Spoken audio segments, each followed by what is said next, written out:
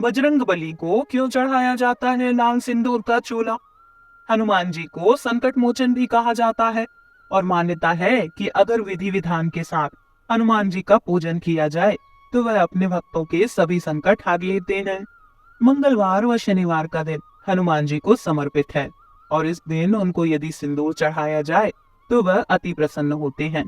आपने हनुमान मंदिर में अक्सर देखा होगा कि हनुमान जी की मूर्ति सिंदूर से रंगी होती है और उनकी पूजा करते वक्त सिंदूर से उनका श्रृंगार किया जाता है, जबकि आमतौर पर सभी भगवानों को रोली व सिंदूर का तिलक किया जाता है।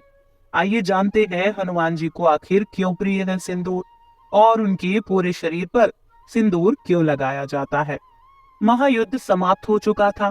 जगत को त्रास देने वाला रावण अपने कुटुंब सहित नष्ट हो चुका था। कौशलाधीश राम के नेतृत्व में चारों ओर शांति थी। राम का राज्याभिषेक हुआ। राजा राम ने सभी वानर और राक्षस मित्रों को ससम्मान विदा किया। अंगद को विदा करते समय राम रो पड़े। हनुमान को विदा करने की शक्ति तो श्री राम में भी नहीं थी। माता सीता भी उन्हें पुत्रवत मानती थी, इसीलिए हनुमान अयोध्या में ही रह गए। राम दिन भर दरबार में शासन व्यवस्था में व्यस्त रहे।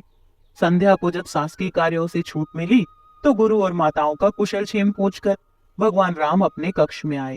हनुमान उनके पीछे पीछे ही थे। राम के निजी कक्ष में उनके सारे अनुज अपनी अपनी पत्नियों के साथ उपस्थित थे। वनवास, युद्ध और फिर अनंत औपचारिकताओं के पश्चात यह प्रथम अवसर था जब पूरा परिवार एक साथ उपस्थित था। राम, सीता और लक्ष्मण को तो नहीं, परंतु अन्य वधुओं को एक बाहरी व्यक्ति अर्थात हनुमान का वहां होना अनुचित प्रतीत हो रहा था, क्योंकि शत्रुघ्न सबसे छोटे थे। अतः वे ही अपनी भाभियों और अपनी पत्नी की इच्छा पूर्ति हेतु संकेतों में ही हनुमान को कक्ष से जाने के लिए कह रहे थे। पर आश्चर्य की बात कि हनुमान जैसा ज्ञाता भी ये मामूली संकेत समझने में असमर्थ हो रहा था। उनकी उपस्थिति में ही बहुत देर तक सारे परिवार ने जी भरकर बातें की। फिर भरत को ध्यान आया कि भैया भाभी को भी एकांत मिलना चाहिए। अतः उन्होंने राम से आज्ञा ली और सबको जाकर विश्राम करने की सलाह दी। सब उठे और राम जानकी का चरण स्पर्श कर जाने को हुए, परंतु हनुमान वहीं बैठे रहे। उन्हें देख अन्य सभी उनके उठने की प्रतीक्षा करने लगे कि सब साथ में ही बाहर निकले। राम ने मुस्कुराते हुए हनुमान से कहा, क्यों वीर, तुम भी जाओ, तनिक विश्राम कर लो। हनुमान बोले, प्रभु आप सम्मुख हैं, इससे अधिक विश्रामदायक भला कुछ हो सकता है क्या? मैं तो आपको छोड़कर नहीं जाने वाला। शत्रुघ्न तनिक क्रोध से बोले, परंतु भैया को विश्राम की आवश्यकता है, कपीश्वर उन्हें एकांत चाहिए। हनुमान बोले, हाँ तो मैं कौन सा प्रभु के विश्राम में बाधा डालता हूँ, मैं तो यहाँ प्रभु के चरणों में बैठा हूँ। शत्रुघ्न बोले, आपने कदाचित सुना नहीं, भैया को एकांत की आवश्यकता है। हनुमान बोले, पर माता सीता तो यही है, वे भी तो नहीं जा रही, फिर मुझे ही क्यों निकालना चाहते हैं आप? शत्रुघ्न ने कहा, भाभी को भैया के साथ एकांत में भी साथ रहने का अधिकार प्राप्त है, क्या उनके माथे पर आपको सिंदूर नहीं दिखता? हनुमान आश्चर्यचकित रह गए। प्रभु श्री राम से बोले, प्रभु क्या यह सिंदूर लगाने से किसी को आपके निकट रहने का अधिकार प्राप्त हो जाता है? राम मुस्कुराते हुए बोले, अवश्य, यह तो सनातन प्रथा है हनुमान। यह सुनकर हनुमान तनिक मायूस होते हुए उठे और राम जानकी को प्रणाम कर बाहर चले गए। प्रातः राजा राम का दरबार लगा था। साधारण औपचारिक कार्य हो रहे थे कि नगर के प्रतिष्ठित व्यापारी न्याय मांगते दरबार में उपस्थित हुए। ज्ञात हुआ कि पूरी अयोध्या में रात भर व्यापारियों के भंडारों को तोड़कर हनुमान उत्पात मचाते रहे। राम ने यह सब सुना और सैनिकों को आदेश दिया कि हनुमान को राजसभा में उपस्थित किया जाए। राम की आज्ञा का पालन करने हेतु सैनिक सभी निकले ही थे कि केसरिया रंग में रंगे पुते हनुमान अपनी चौड़ी मुस्कान और हाथी जैसी मस्त चाल से चलते हुए सभा में उपस्थित हुए। उनका पूरा शरीर सिंदूर से पटा हुआ था। एक एक पग धरने पर उनके शरीर से एक एक शेर सिंदूर भूमि पर गिर जाता। उनकी चाल के साथ पीछे की ओर वायु के साथ सिंदूर उड़ता रहता। राम के निकट आकर उन्होंने प्रणाम किया। अभी तक सन्न होकर देखती सभा एकाएक जोर से हंसने लगी। सब कहने लगे कि अंततः बंदर ने बंदरों वाला ही काम किया।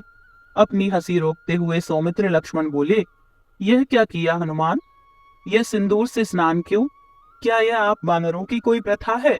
हनुमान प्रफुल्लित स्वर में बोले, अरे नहीं भैया, यह तो आर्यों की प्रथा है।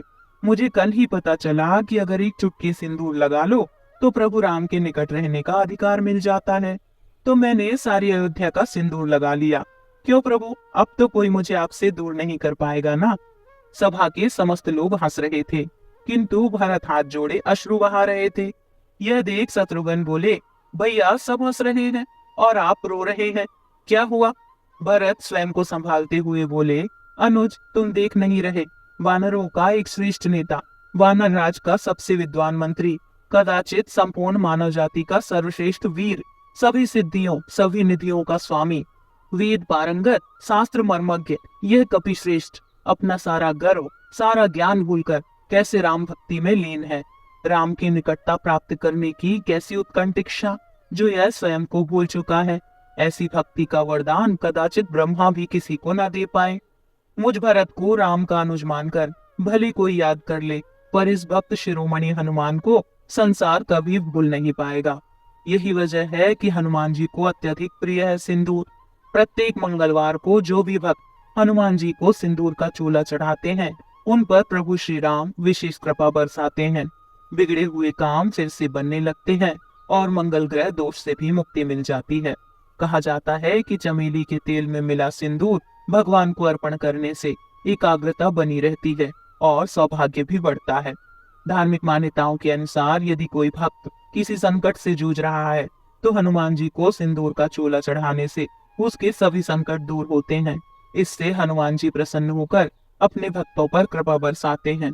इसके अलावा यह भी कहा जाता है कि सिंदूर चढ़ाने से हनुमान जी अपने भक्त के जीवन में आ रही सभी बाधाओं को दूर करते हैं और सुख समृद्धि का आशीर्वाद देते हैं। बोलो जय श्री राम, जय हनुमान।